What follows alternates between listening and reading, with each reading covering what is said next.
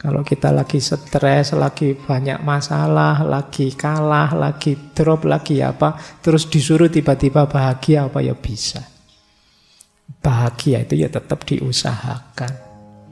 Bukan sesuatu yang datang begitu saja.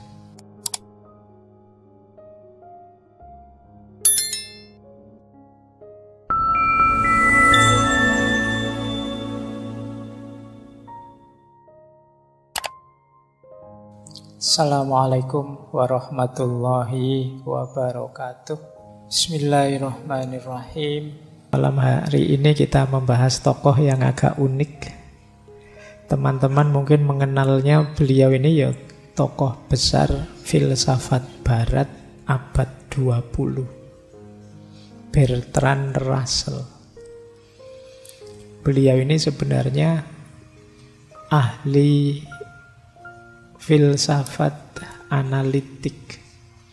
Beliau ini ahli matematika, ahli epistemologi, ahli filsafat ilmu, dan banyak ahli-ahli filsafat yang lain, termasuk yang paling terkenal sampai beliau nanti dapat hadiah Nobel tahun 1950, itu beliau menulis buku yang judulnya History of Western Philosophy. Jadi beliau ini juga ahli sejarah filsafat. Mungkin teman-teman pernah baca bukunya atau buku tipis kecil judulnya Problems of Philosophy. Dan karya-karya beliau banyak. Kalau buku sekitar 60-an. Kalau artikel sekitar 2000-an. Ya. Nggak bayangke ya sampean disuruh bikin makalah sak semester ndak dadi-dadi. Dia bisa nulis artikel 2000. Ya memang orang pinter. Beliau IQ-nya kabarnya 180. Lumayan ya, tinggi. Mungkin selisih sedikit dengan kalian. Yo, bedanya kalian tidak diukur gitu aja. Makanya jangan diukur IQ-nya. Jadi itu Bertrand Russell, termasuk dari keluarga bangsawan Inggris. Kakeknya itu jadi Perdana Menteri 2 kali zaman Ratu Victoria. Cuma beliau ini umur 4 tahun sudah ditinggal mati 2 orang tuanya dan saudara perempuannya. Diasuh oleh kakek neneknya. Cuma kakeknya 2 tahun kemudian juga meninggal. Dari sisi ini mungkin agak pahit kehidupan beliau. Tapi ya karena anak pinter, cerdas, ya karir akademik beliau luar biasa. Beliau ini menikah 4 kali. Menikah 4 kali bukan berarti istrinya 4 ya. Menikahnya 4 kali dalam arti menikah terus meninggal, menikah terus meninggal. Tidak di satu waktu terus 4. Jadi ya mungkin ini juga bagian dari pahitnya hidup beliau. Menikah terus meninggal sampai 4 kali. Tapi beliau panjang umur. Kelahiran 1872. Meninggalnya 1970. Jadi 97-98. Dan jangan salah, umurnya panjang tapi perokok berat. Nah, ini antitesisnya teorimu kan? Kan kamu bilangnya rokok membunuh, mulai Russell itu sampai umur 97-98 kemana-mana masih pegang cerutu.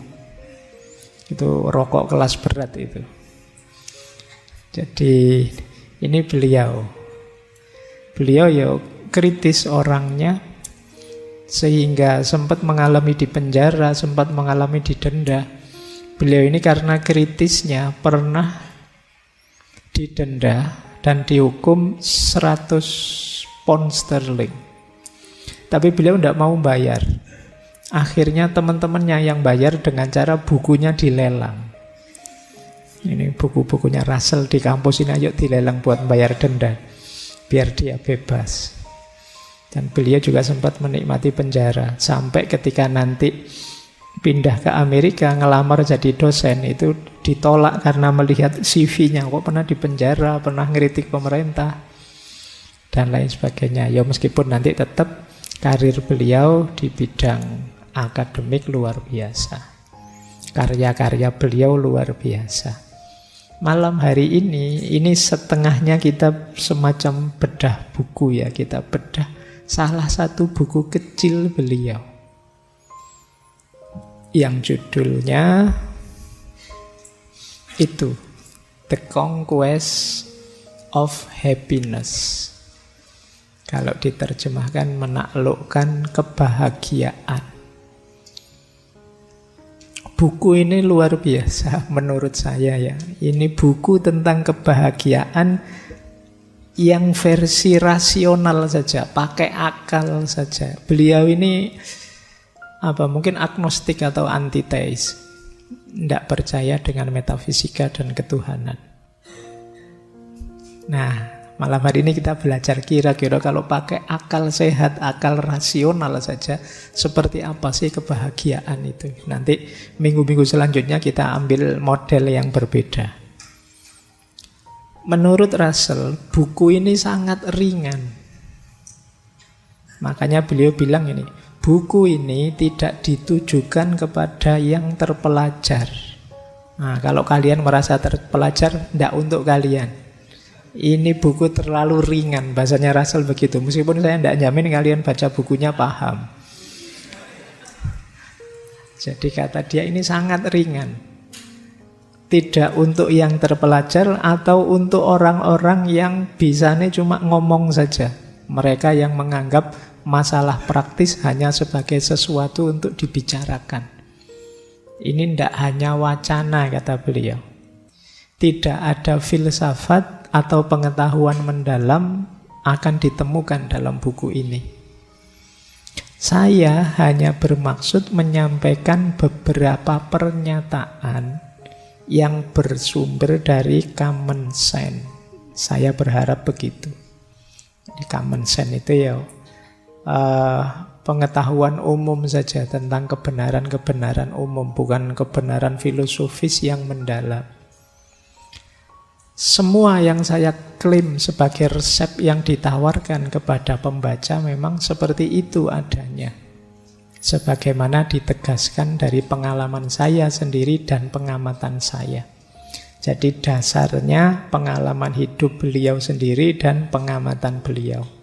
Dan ternyata semua itu telah meningkatkan kebahagiaan saya setiap kali saya bertindak sesuai dengannya. Jadi kalau ditanya buktinya apa, teorinya ini hebat, saya membuktikan sendiri. Saya termasuk orang yang bahagia. Mungkin karena itu umurnya panjang. Sampai ngerokok saja tetap panjang umurnya. Mungkin karena bahagia. Kalau kalian kan ya sambil ngerokok sambil stres ya mesti aja. Umurmu pendek mesti. Kekokean pikiran. Atas dasar ini saya berani berharap beberapa di antara sekian banyak pria dan wanita yang menderita ketidakbahagiaan mungkin menemukan situasi mereka di diagnosis. Jadi mungkin diagnosa saya ini cocok dan ada metode untuk keluar dari situasi tidak bahagia.